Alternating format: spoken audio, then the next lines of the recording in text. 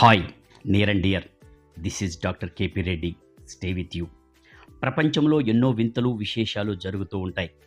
అందున సువిశాల భారతదేశంలో వింతలు విశేషాలకు కొదవలేదు. సరిగ్గా అలాంటి వింత విశేషమే త్రిషా వివేక్. ఎవరి త్రిషా వివేక్?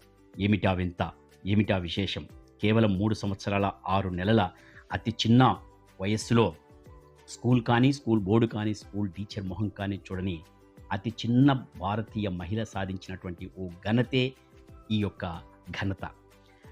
ఈ 3 సంవత్సరాల 6 నెలల ముక్కుపచ్చలాని త్రిషా వివేక్ ఏం చేసింది, ఎందుకంత విశేషమని పరిశీలించినప్పుడు Trisha Vivek 71st national film అవార్డులో బెస్ట్ చైల్డ్ ఆర్టిస్ట్ అవార్డును సొంతం చేసుకుంది.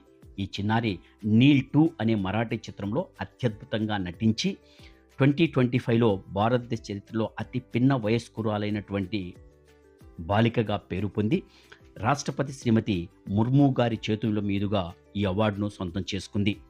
ఈ త్రిష ఇంకొక రికార్డు కూడా బద్దలు కొట్టింది. భారతీయ చరిత్రలో అతి కొద్ది మంది మహానటుల్లో కమల్ హాసన్ ఒకరు.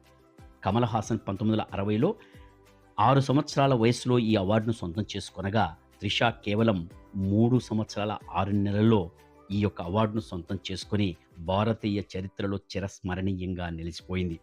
బేబీ త్రిష నీల్ 2లో మరాఠీ చిత్రంలో అమాయకంగా నటించి ఎంతో పరిపక్వత, అంటే 4 సంవత్సరాల వయసున్న నటిగా కాకుండా 40 సంవత్సరాల వయసున్నటువంటి నటిగా నటించి ప్రేక్షకులను మెప్పించి ఒప్పించి జాతీయ స్థాయి అవార్డును సొంతం చేసుకుంది.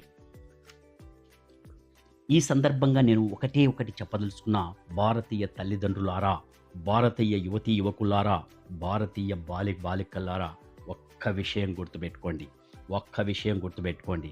కుదిరితే పరిగెత్తు, లేకపోతే నడు, అదీ చేత కాకపోతే పాకుతూ పో, అంతేకాని ఒకే చోట అలా కదలకుండా ఉండిపోకు.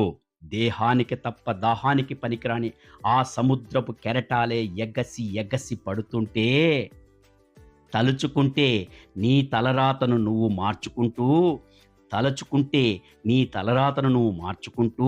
వేల లక్షల తలరాతలు మార్చగల సత్తా నీలో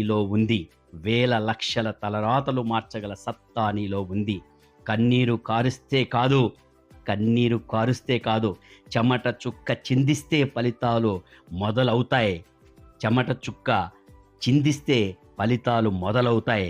అఖండ భారతావనిలో వేగు చుక్క కాగలవు. మందలో ఒకరిగా ఉండకు, 100లో ఒకరిగా ఉండు. జై భారత్.